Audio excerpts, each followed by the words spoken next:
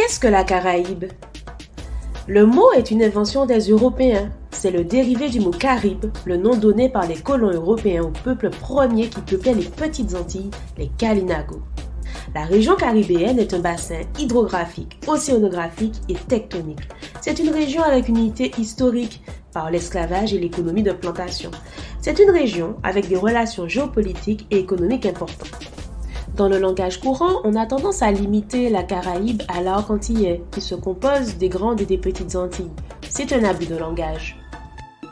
Si l'on ne prend en compte que les pourtours de la mer des Caraïbes, des îles comme par exemple la Barbade et les Bahamas en sont exclues, bien qu'étant des destinations caribéennes phares de l'industrie touristique. De plus, des pays de l'isthme centra-américain comme le Guatemala ou le Costa Rica semblent tourner le dos à la mer des Caraïbes en s'ouvrant sur le Pacifique à travers leur capitale et leurs villes-ports. Mais des logiques de front pionniers pour développer leurs façades caraïbes respectives s'observent.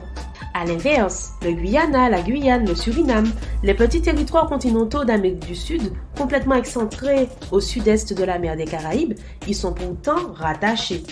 En effet, le bassin de l'Orénoque est le point de départ de la migration Arawak, ancêtre des Kalinago.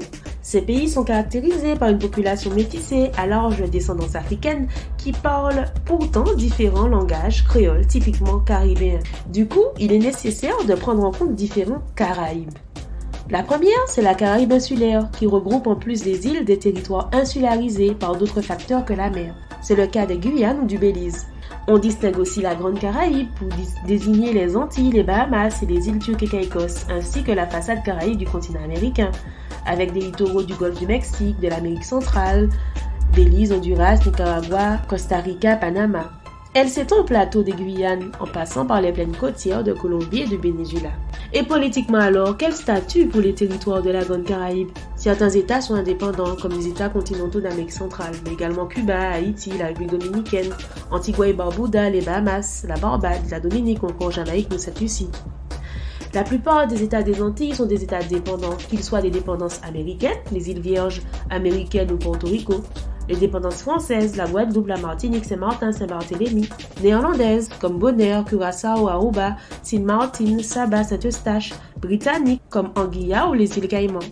Mais comment les habitants de la Caraïbe perçoivent-ils leur espace? Si on interrogeait la géographie culturelle, les Cubains par exemple se définissent largement comme des Latinos et non pas du tout comme des Caribéens, exception faite de ceux qui sont originaires de Santiago de Cuba, une ville où une population d'origine africaine est beaucoup plus importante. Les Antillais, selon leur perception propre, sont les habitants de la Martinique et de la Guadeloupe, opposant cette identité à celle des autres îles de l'archipel. Ceci leur donne une place importante dans cet ensemble à mi-chemin entre la France et la Caraïbe. Alors, quelle unité pour la Caraïbe? Cette région a donc un héritage commun, composé en grande partie de la question de l'extermination de près de 3 millions d'Amérindiens pour les seules îles de la Caraïbe et la mise en place de l'économie de plantation, de la traite négrière et de l'esclavage. L'unité de la Caraïbe est également visible à travers des institutions comme l'Association des États de la Caraïbe ou encore la CARICOM, Caribbean Community, qui ont pour but de renforcer la coopération entre les États et de favoriser des échanges économiques. Alors, étudier la Caraïbe, c'est donc prendre en compte ses différentes définitions et limites spatiales et aborder son unité historique et culturelle.